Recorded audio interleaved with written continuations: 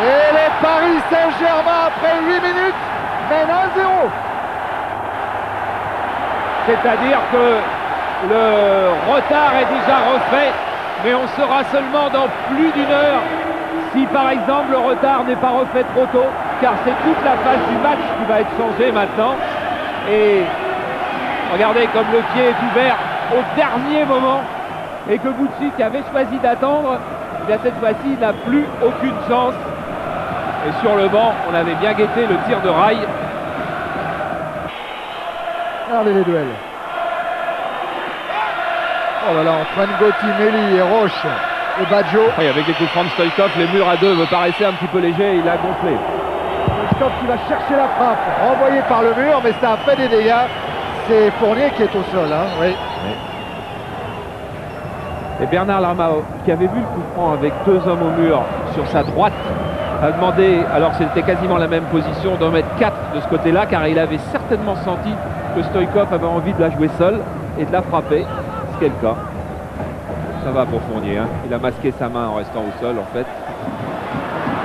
Ah, frappe et le but! Oh là là, incroyable! Le but d'Alessandro Melli. Sensini est heureux, l'Argentin, mais c'est Melli qui permet à Parme d'égaliser. Voilà comment on retourne complètement une situation. Après 25 minutes, le PSG et Parme sont à égalité, un but partout. Et voilà aussi comment une pelouse mouillée peut changer le cours de la rencontre. Regardez, faute de marquage ici, terrible.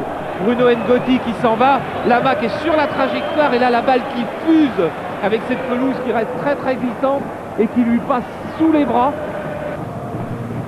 Le Guen. Eddie Valdez de la tête, il est contré par Brambilla.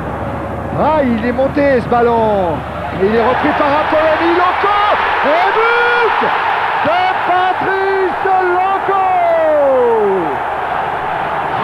37e minute de la première période. Et l'espoir revient côté PSG qui mène 2-1.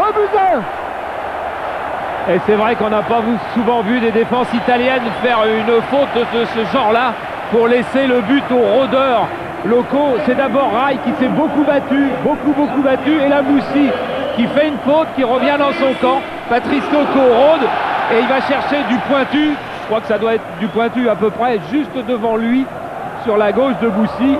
2-1, mais le PSG a besoin d'un but pour se qualifier et pour le moment il est toujours éliminé.